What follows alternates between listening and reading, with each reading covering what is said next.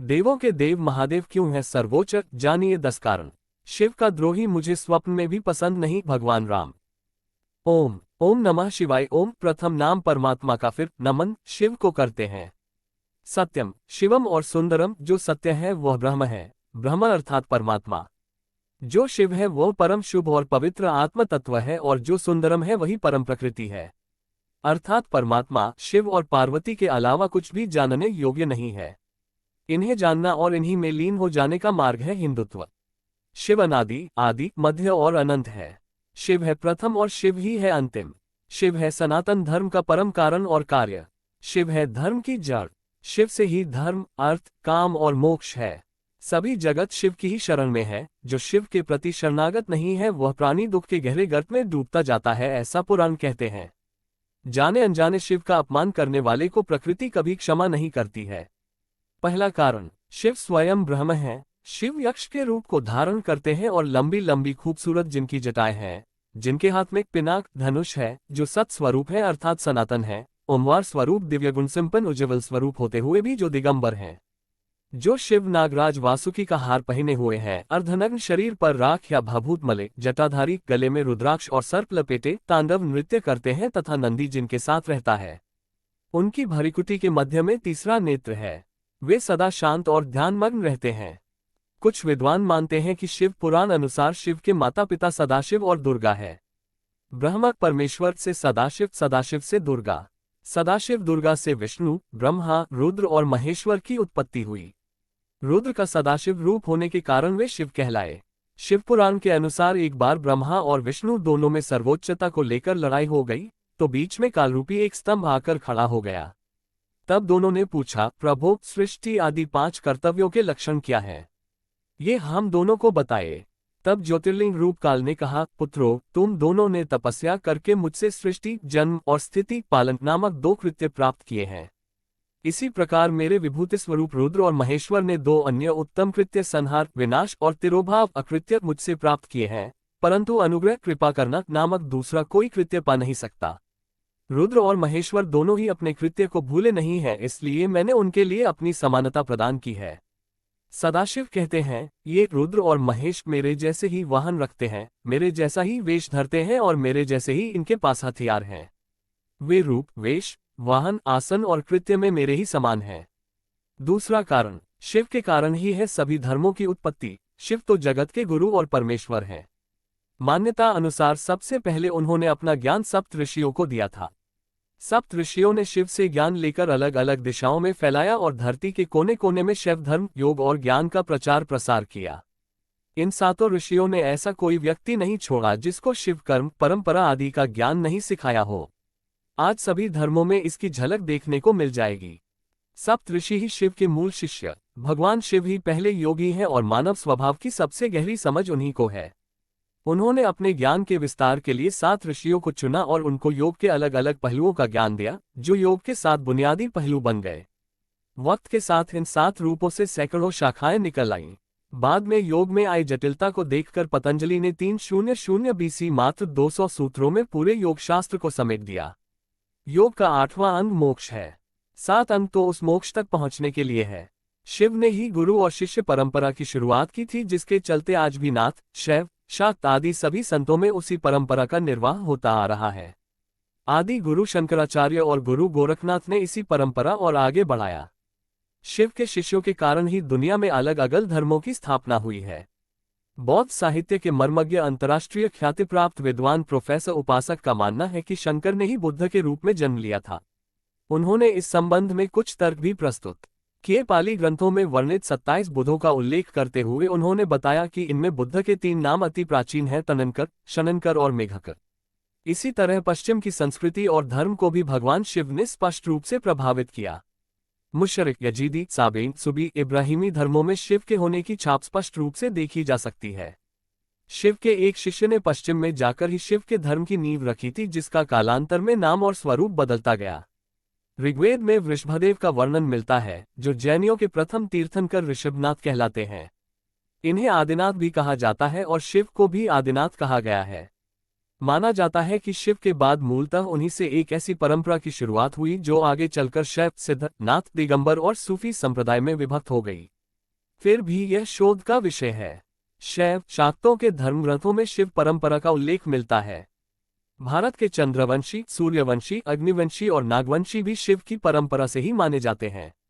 भारत की रक्ष और आदिवासी जाति के आराध्य देव शिव ही हैं। शैव धर्म दुनिया की सभी आदिवासियों का धर्म है। भारत ही नहीं, विश्व के अन्य अनेक देशों में भी प्राचीन काल से शिव की पूजा होती रही है। इसके अनेक प्रमाण समय समय पर प्राप्त हुए हैं। हड़प्पा और मोहनजोदड़ो की खुदाई में भी ऐसे अवशेष प्राप्त हुए हैं जो शिव पूजा के प्रमाण प्रस्तुत करते हैं। शिव के एक गण नंदी ने ही कामशास्त्र की रचना की थी। कामशास्त्र के आधार पर ही कामसूत्र लिखा गया था। अंततः शिव के दर्शन और जीवन की कहानी दुनिया के हर धर्म और उनके ग्रंथों में अलग अलग रूपों में विद्यमान है और इस भिन्नता का कारण है परंपरा और भाषा का बदलते रहना। ओम। अद्भुत वेशभूषा में सभी धर्मों के प्रतीक चिन्ह। आपने भगवान शंकर का चित्र या मूर्ति देखी होगी। शिव की जटाएं हैं। उन जटाओं में एक अर्धचंद्र चिन्ह होता है जो कई धर्मों का प्रतीक चिन्ह है। उनके मस्तक पर तीसरी आंख है। वे गले में सर्प और रुद्राक्ष की माला लपेटे रहते हैं। उनके एक हाथ में डमरू तो दूसरे में त्रिशूल है। उनके कंधे पर धनुष और बाण। एक समय पहले उनके हाथ में सुदर्शन चक्र भी होता था, क्योंकि उसका निर्माण ही उन्होंने किया था। शिव ने अपने मस्तक पर त्रिपुंड तिलक धारण कर रखा है। वे कानों में कुंडल, जटा से निकल की गंगा की धारा और संपूर्ण देह पर भस्म धारण किए हुए रहते हैं। उनके शरीर के निचले हिस्से को वे व्याघ्र चर्म से लपेटे रहते हैं। वे वृषभ की सवारी करते हैं और कैलाश पर्वत पर ध्यान लगाए बैठे रहते हैं। उनका विग्रह रूप शिवलिंग है। कभी आपने सोचा कि इन सब शिव प्रतीकों के पीछे का रहस्य क्या है? शिव की वेशभूषा ऐसी है कि प्रत्येक धर्म के लोग उनमें अपने प्रतीक ढूंढ सकते हैं। तीसरा कारण, देवों के देव महादेव, ब्रह्मा और इंद्र के काल में देवताओं की दैत्यों से प्रतिस्पर्धा चलती रहती थी। ऐसे में जब भी देवताओं पर घोर संकट आता था तो वे सभी देवाधिदेव महादेव के पास जाते थे।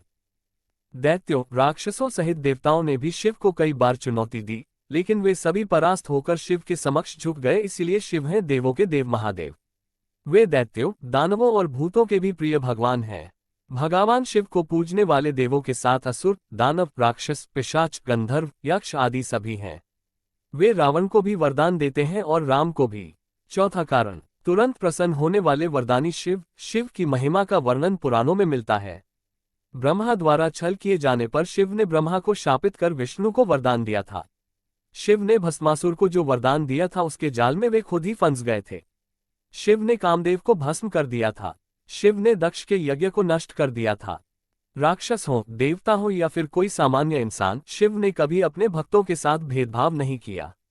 अगर कोई सच्चे मन से उन्हें याद करता है तो वे बड़ी आसानी से उसे अपना बना लेते हैं और उसकी हर मनोकामना पूरी करते हैं। उन्होंने भस्मासुर, शुक्राचार्य, रावण आदि कई असुरों को उन्होंने वरदान दिया था। शिव का महत्व जितना वाम मार्ग में है उतना ही दक्षिण मार्ग में भी है। शिव के बगैर मोक्ष की कामना असंभव है। पांचवां कारण, नीलकंठ शिव। भगवान शिव के गल में विषधर सर्प विराजमान है। शिव ने कालकूट नामक विष पिया था जो अमृत मंथन के दौरान निकला था। इसे हलाहल भी कहते हैं। कालकूट बहुत ही भीषण विष था जिसके कारण धरती नष्ट हो जाती। यदि भगवान शिव वह संपूर्ण विष पूर्ण रूप से पी जाते तो क्या होता ये तो नहीं मालूम, लेकिन उस विष को पीने की क्षमता किसी में भी नहीं थी।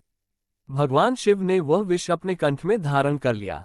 कंठ में धारण करने के कारण उनका कंठ नीला पड़ गया, इसलिए वे नीलकंठ कहलाए। बहुत से विद्वान समुद्र मंथन की घटना को एक प्रतीकात्मक घटना मानते हैं जो कि गलत है। ऐसा मानकर वे हिंदू धर्म की ऐतिहासिक घटनाओं को मिथक और काल्पनिक बनाना चाहते हैं, जबकि ऐसी घटना हुई थी और इसके सबूत भी हैं। कालकूट नामक एक पौधे का रस भी होता है जो अति उग्र होता है। इसकी दवाई बनाई जाती है। छठा कारण, परिवार और पत्नी के प्रति समर्पित शिव। सभी शिव ने सती से प्रेम किया और अगले जन्म में भी उसी से प्रेम किया और उन्हीं को अपनी जीवन संगिनी माना। शिव के अपनी पत्नी के प्रति समर्पण और श्रद्धा का भाव इतना है कि इसका उदाहरण अन्य कोई दूसरा नहीं मिलता। अपने पति के अपमान को सहन नहीं करते हुए माता सती के दक्ष के यज्ञ में कूदकर जान देने के बाद शिव भी पत्नी वियोग में इतने भावुक हो जाते हैं कि सब कुछ नष्ट करके वे सती के शव के साथ ही धरती का भ्रमण करते रहते हैं। जब उनकी देह पूरी तरह से नष्ट हो जाती है तब वे हिमालय में जाकर समाधि लगा लेते हैं। फिर कामदेव के नृत्य से उनकी समाधि भंग होती है तो दंड स्वरूप कामदेव को वे भस्म कर देते हैं। जब देवी और देवता उन्हें ये बताते हैं कि सती पार्वती के रूप में जन्म लेकर आपको पाने के लिए कठिन तप कर रही है, तब उनका क्रोध शांत होता है। सती को पाकर वे पुनः प्रसन्न हो जाते हैं। इससे पता चलता है कि शिव कितने एकनिष्ठ और अपनी पत्नी की आत्मा से प्रेम करने वाले हैं। शिव और पार्वती दोनों का एक दूसरे के प्रति प्रेम और समर्पण का वर्णन सुनना अद्भुत है। 7वां कारण अद्भुत है शिव परिवार। शिव के परिवार में अद्भुत बात है। विभिन्नताओं में एकता और विषमताओं में संतुलन, ये शिव परिवार से ही सीखा जा सकता है।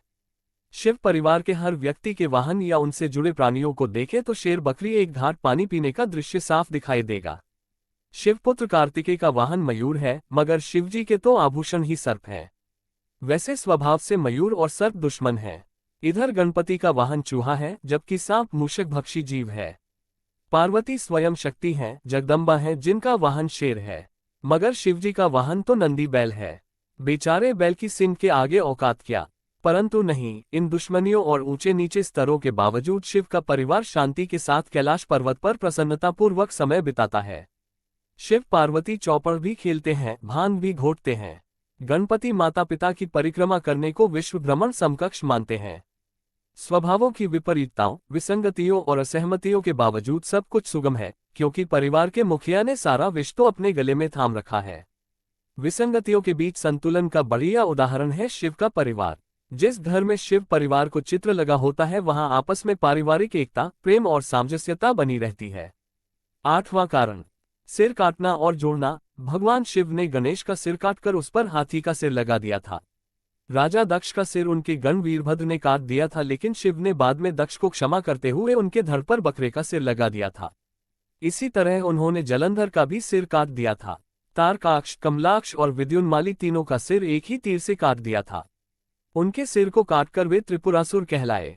उन्होंने एक बार ब्रह्मा द्वारा झूठ बोले जाने के कारण उनका एक सिर काट दिया था। पहले ब्रह्मा के 5 सिर थे। पंचमुखी ब्रह्मा। 9वां कारण शिव के पास थे ये अस्त्र और शस्त्र। ये बहुत कम ही लोग जानते हैं कि सुदर्शन चक्र का निर्माण भगवान शंकर ने किया था। प्राचीन और प्रामाणिक शास्त्रों के अनुसार इसका निर्माण भगवान शंकर ने किया था। निर्माण के बाद भगवान शिव ने इसे श्री विष्णु को सौंप दिया था। जरूरत पड़ने पर श्री विष्णु ने इसे देवी पार्वती को प्रदान कर दिया। पार्वती ने इसे परशुराम को दे दिया और भगवान कृष्ण को ये सुदर्शन चक्र परशुराम से मिला। शिव का धनुष पिनाक दुनिया का सबसे बड़ा और शक्तिशाली धनुष था। शिव ने जिस धनुष को बनाया था, उसकी टंकार से ही बादल फट जाते थे और पर्वत हिलने लगते थे। ऐसा लगता था मानो भूकंप आ गया हो। ये धनुष बहुत ही शक्तिशाली था, जिसे कोई उठा नहीं सकता है। प्रभु श्रीराम ने इस धनुष को उठाकर इसे तोड़ दिया था। इसी तरह शिव का त्रिशूल भी कई शक्तियों से संपन्न था। शिव का खास अस्त्र पाशुपतास्त्र था, जिसकी शिक्षा उन्होंने परशुराम सहित अपने कई भक्तों को दी थी। 10वां कारण धरती का केंद्र है कैलाश पर्वत। शिव पुराण के अनुसार भगवान शिव कैलाश पर्वत पर निवास करते हैं। पर्वतों में सबसे ऊंचा और श्रेष्ठ कैलाश पर्वत की महिमा का वर्णन पुराणों में मिलता है। प्राचीन काल में वहां पहुंचना हर किसी के वश की बात नहीं थी। कैलाश पर्वत और मानसरोवर को धरती का केंद्र माना जाता है। मानसरोवर वह पवित्र जगह है जिसे शिव का धाम माना जाता है। ये हिंदुओं के लिए प्रमुख तीर्थ स्थल है। कैलाश पर्वत समुद्र सतह से 22,068 फुट ऊंचा है तथा हिमालय से उत्तरी क्षेत्र में तिब्बत में स्थित है। चूंकि तिब्बत चीन के अधीन है, अतः कैलाश चीन में आता है। मानसरोवर झील से घिरा होना कैलाश पर्वत की धार्मिक महत्ता को और अधिक बढ़ाता है। प्राचीन काल से विभिन्न धर्मों के लिए इस स्थान का विशेष महत्व है। इस स्थान से जुड़े विभिन्न मत और लोककथाएं केवल एक ही सत्य को प्रदर्शित करती हैं, जो है ईश्वर ही सत्य है, सत्य ही शिव है। अंत में जानिए कुछ खासा जानकारी। शिवगण भगवान शिव की सुरक्षा और उनके आदेश को मानने के लिए उनके गण सदैव तत्पर रहते हैं। उनके गणों में भैरव को सबसे प्रमुख माना जाता है। उसके बाद नंदी का नंबर आता और फिर वीरभद्र। जहां भी शिव मंदिर स्थापित होता है, वहां रक्षक कोतवाल के रूप में भैरव जी की प्रतिमा भी स्थापित की जाती है। भैरव दोहे काल भैरव और बटुक भैरव। दूसरी ओर वीरभद्र शिव का एक बहादुर गण था, जिसने शिव के आदेश पर दक्ष प्रजापति का सर धड़ से अलग कर दिया। देव संहिता और स्कंद पुराण के अनुसार शिव ने अपनी जटा से वीरभद्र नामक गण उत्पन्न किया। इस तरह उनके ये प्रमुख गण थे: भैरव, वीरभद्र, मणिभद्र, चिंदिस, नंदी, श्रृंगी, भृगुरिटी, शैल, गोकर्ण, घंटाकर्ण, जय और विजय। इसके अलावा पिशाच, दैत्य और नाग नागिन पशुओं को भी शिव का गण माना जाता है। ये सभी गण धरती और ब्रह्मांड में विचरण करते रहते हैं और प्रत्येक मनुष्य, आत्मा आदि की खैर खबर रखते हैं। शिव के द्वारपाल कैलाश पर्वत के क्षेत्र में उस काल में कोई भी देवी या देवता, दैत्य या दानव शिव के द्वारपाल की आज्ञा के बगैर अंदर नहीं जा सकता था। ये द्वारपाल संपूर्ण दिशाओं में तैनात थे। इन द्वारपालों के नाम हैं नंदी, स्कंद, ऋटि, ऋषभ, भृंगी, गणेश, उमा महेश्वर और महाकाल। उल्लेखनीय है कि शिव के गण और द्वारपाल नंदी ने ही कामशास्त्र की रचना की थी। कामशास्त्र के आधार पर ही कामसूत्र लिखा गया था। शिव पंचायत का फैसला अंतिम माना जाता है। देवताओं और दैत्यों के झगड़े आदि के बीच जब कोई महत्वपूर्ण निर्णय लेना होता था तो शिव की पंचायत का फैसला अंतिम होता था। शिव की पंचायत में 5 देवता शामिल थे। ये 5 देवता थे 1 सूर्य, 2 गणपति, 3 देवी, 4 रुद्र और 5 विष्णु। ये शिव पंचायत कहलाते हैं। शिव पार्षद, जिस तरह जय और विजय विष्णु के पार्षद हैं उसी तरह बाण, रावण, चंद, नंदी, भृंगी आदि शिव के पार्षद हैं। यहाँ देखा गया है कि नंदी और भृंगी गण भी है, द्वारपाल भी है और पार्षद भी। शिव चिन्ह, वनवासी से लेकर सभी साधारण व्यक्ति जिस चिन्ह की पूजा कर सके, उस पत्थर के ढेले बटिया को शिव का चिन्ह माना जाता है। इसके अलावा रुद्राक्ष और त्रिशूल को भी शिव का चिन्ह माना गया है। कुछ लोग डमरू और अर्धचंद्र को भी शिव का चिन्ह मानते हैं। हालांकि ज्यादातर लोग शिवलिंग अर्थात शिव की ज्योति का पूजन करते हैं। शिव की गुफा, शिव ने एक असुर को वरदान दिया था कि तू जिसके भी सिर पर हाथ रखेगा वह भस्म हो जाएगा। इस वरदान के कारण ही उस असुर का नाम भस्मासुर हो गया। उसने सबसे पहले शिव को ही भस्म करने की सोची। भस्मासुर से बचने के लिए भगवान शंकर वहां से भाग गए। उनके पीछे भस्मासुर भी भागने लगा। भागते भागते शिवजी एक पहाड़ी के पास रुके और फिर उन्होंने इस पहाड़ी में अपने त्रिशूल से एक गुफा बनाई और वे फिर उसी गुफा में छिप गए। बाद में विष्णु जी ने आकर उनकी जान बचाई। माना जाता है कि वह गुफा जम्मू से 150 किलोमीटर दूर त्रिकुटा की पहाड़ियों पर है। इन खूबसूरत पहाड़ियों को देखने से ही मन शांत हो जाता है। इस गुफा में हर दिन सैकड़ों की तादाद में शिवभक्त शिव की आराधना करते हैं। शिव का जन्म, ब्रह्मा, विष्णु और शिव का जन्म एक रहस्य है। तीनों के जन्म की कथाएं वेद और पुराणों में अलग अलग हैं, लेकिन उनके जन्म की पुराण कथाओं में कितनी सच्चाई है और उनके जन्म की वेदों में लिखी कथाएं कितनी सच है, इस पर शोधपूर्ण दृष्टि की जरूरत है। यहाँ ये बात ध्यान रखने की है कि ईश्वर अजन्मा है। अलग अलग पुराणों में भगवान शिव और विष्णु के जन्म के विषय में कई कथाएं प्रचलित हैं। शिव पुराण के अनुसार भगवान शिव को स्वयंभू माना गया है, जबकि विष्णु पुराण के अनुसार भगवान विष्णु स्वयंभू हैं।